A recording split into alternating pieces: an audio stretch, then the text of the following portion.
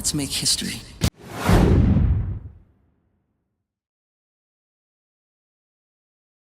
There is a moment in every great performance where the audience stops seeing the actor and starts seeing the character. That moment is either earned or it is not. There is no middle ground. And for one young man stepping onto a stage that no human being has ever stood on before, that moment will define not just his career, but the entire legacy of the most famous entertainer who ever lived. His name is Jaafar Jackson. He is 27 years old, and he has been asked to become his uncle, not to imitate him, not to pay tribute to him, to become him. This is not a story about a movie. This is a story about power, about who gets to control a legend after the legend is gone, about a family that has spent 15 years watching the world tear their son, their brother, their father apart in public, and has finally decided that if the story is going to be told, they will be the ones to tell it. And they chose a boy who grew up in the shadow of that story to carry it to the screen. But here is the question that nobody in Hollywood wants to answer out loud. Was Jaafar Jackson chosen because he is the right actor for this role, or because he is the safest one? If this video resonates with you and you want to go deeper into the psychology behind Michael Jackson's world, subscribe now. Every week we go further than the headlines ever dared. Jaafar Jackson is the son of Jermaine Jackson, which makes him Michael's nephew by blood. He grew up inside the Jackson family ecosystem, which means he grew up inside one of the most unusual, most pressurized, most mythology-saturated family environments in the history of American entertainment. He did not grow up watching Michael Jackson on television the way the rest of the world did. He grew up watching him at family gatherings. He grew up in a house where the name Michael was not a brand. It was a person. A complicated, fragile, brilliant, deeply troubled person who happened to also be the most famous human being on the planet. That combination of proximity and love gives Jaafar something that no trained actor from outside the family could ever have. He carries Michael in his body in a way that goes beyond research and preparation. He has heard Michael's voice in unguarded moments. He has seen Michael when the cameras were off. He has a memory of a man, not just an image of an icon. And yet, proximity is not the same as craft. Love is not the same as talent. And the question of whether Jaafar has both the technical skill and the emotional range to carry a 2-hour and 10-minute biographical film on his shoulders is one that even his strongest supporters cannot answer with complete confidence. Because before this film, Jaafar Jackson had never carried a major production. He had never demonstrated on a public stage that he could hold an audience's attention through scenes of trauma, vulnerability, and collapse, which are exactly the scenes that a film about Michael Jackson demands most. The decision to cast Jaafar was not made quickly, it was made strategically. And to understand the strategy, you have to understand who actually controls Michael Jackson's legacy today. When Michael died in June 2009, he left behind an estate that was, by most accounts, hundreds of millions of dollars in debt. The money was real, but it was buried under loans, legal battles, and decades of spending that had spiraled far beyond any rational control. What Michael did leave behind, however, was something worth far more than cash. He left behind a catalog. He left behind a name. He left behind an image that, if managed correctly, could generate revenue for generations. The entity that took control of that image is known as the Michael Jackson Estate, run for many years by two executors named John Branca and John McClane. These are not sentimental men, they are business architects. And over the 15 years since Michael's death, they have turned a bankrupt estate into one of the most profitable celebrity brands in the world. They sold half of Michael's music catalog for hundreds of millions of dollars. They produced a Cirque du Soleil residency that ran for years. They licensed his image, his voice, his movements to products and productions across the globe. And when a major Hollywood studio came to them with the idea of a biographical film, they did not simply say yes. They said yes, but on our terms. One of those terms, reportedly, was significant creative involvement. Another was the casting of Jaafar Jackson. Not as a suggestion, as a condition. Think about what that means for a moment.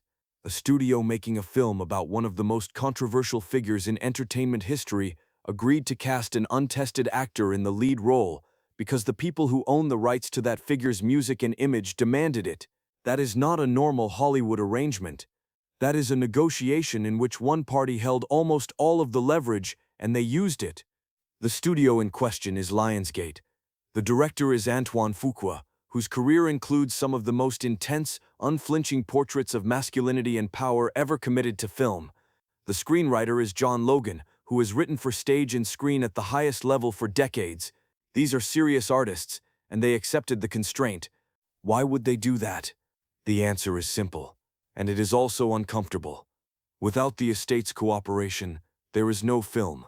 Without the music, without the archive footage, without access to the people who actually knew Michael Jackson, you do not have a biographical film.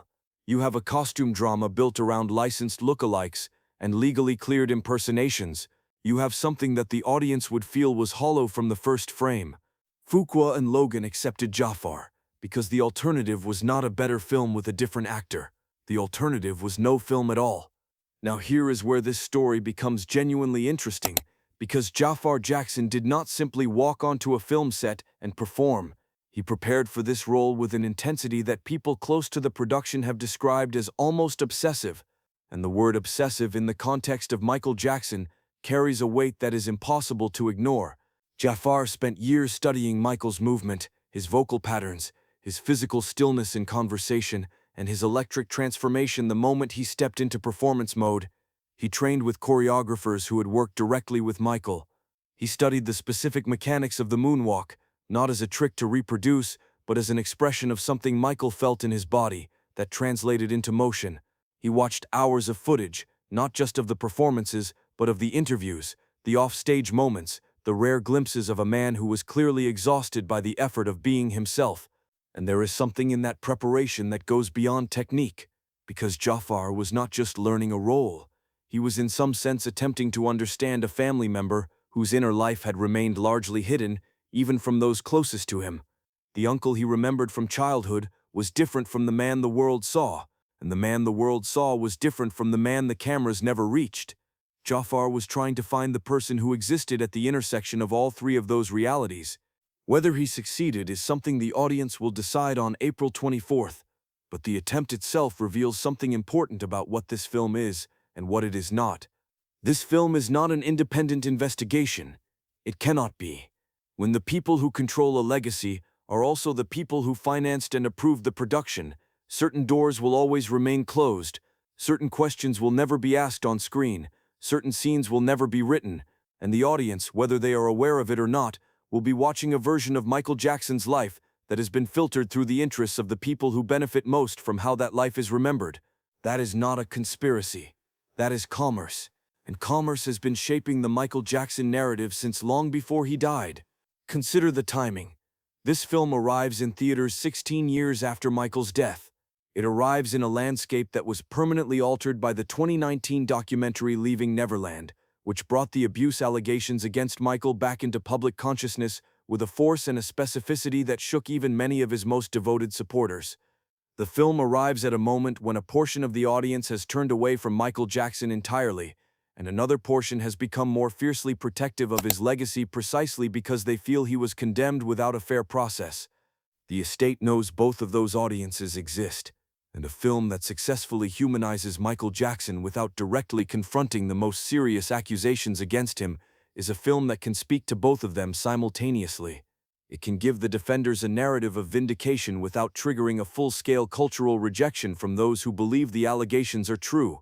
That is an extraordinarily delicate line to walk, and John Logan's screenplay, by all available accounts, attempts to walk it.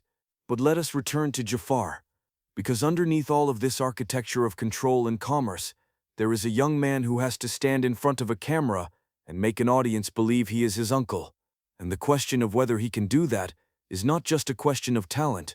It is a question of what it costs a person to carry something like that. There is a particular kind of burden that comes with being asked to embody someone you loved.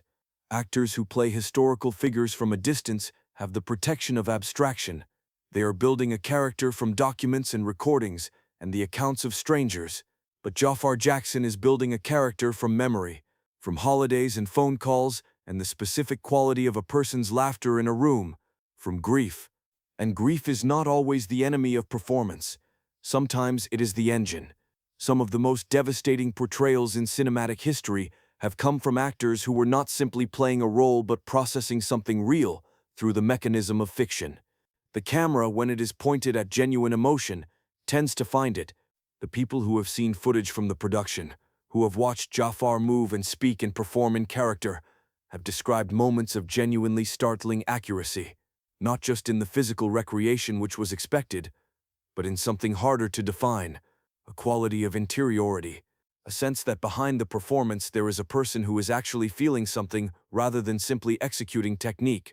Whether that translates into a full performance sustainable across 2 hours and 10 minutes of dramatic material is unknown, but the early signals are not what the skeptics predicted, and the skeptics were loud. When the casting was announced, the reaction from the industry and from the broader public was immediate and divided. Many people felt that casting a family member was a transparent attempt to soften the film's approach to the most difficult chapters of Michael's life. The argument was simple: a nephew will not be able to portray his uncle's darkest moments with the unflinching honesty that those moments require. Love will interfere with truth. That is a legitimate concern. It is also a concern that has been raised about biographical films long before this one, and it has not always proven correct. There are moments when an actor's personal connection to a subject produces not sanitization but depth, when the performance is richer because the actor is drawing on something that a stranger could not access. What is certain is that the structural conflict between artistic honesty and family loyalty is real, and it will shape every scene in this film, whether the audience is conscious of it or not. When the camera finds Jaafar playing Michael during the 1993 allegations, during the collapse of his marriage to Lisa Marie Presley, during the years of pharmaceutical dependence and physical disintegration, the question running beneath every frame will be the same: is this what actually happened, or is this what the family needs us to believe happened? There is one more dimension to this story that almost nobody is discussing, and it may be the most revealing of all. Jaafar Jackson is not just Michael's nephew. He is also the son of Jermaine Jackson, who had one of the most complicated relationships with Michael of anyone in the family. Jermaine and Michael competed, clashed, and occasionally reconciled across decades of shared history and diverging ambitions. Jermaine was Michael's closest competitor within the Jackson 5 dynamic, the one who was originally positioned as the group's lead singer before Michael's extraordinary talent made that positioning obsolete. The psychological texture of that relationship, the combination of genuine brotherly love and deep unresolvable rivalry, is one of the most psychologically rich elements of Michael Jackson's entire story.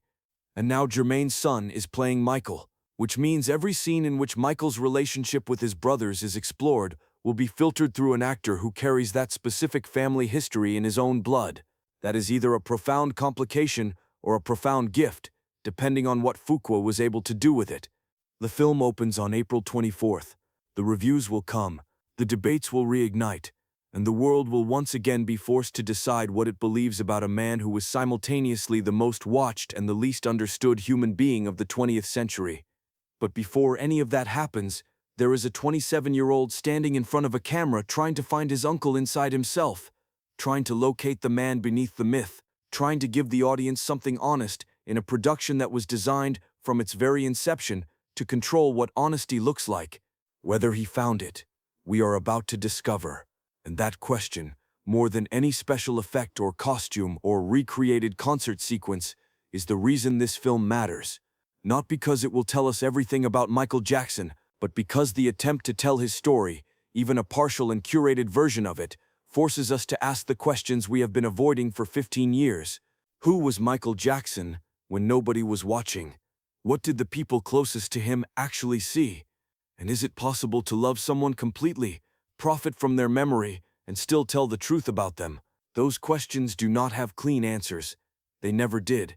And that is precisely why, no matter how many films are made, no matter how many documentaries dissect his life, no matter how many albums are released from the vault, Michael Jackson will remain the most unfinished story in popular culture. Because some people are too large for any single narrative to contain, and some truths only exist in the space between what is shown and what is withheld. The film opens April 24th. Watch it, and then ask yourself what you did not see.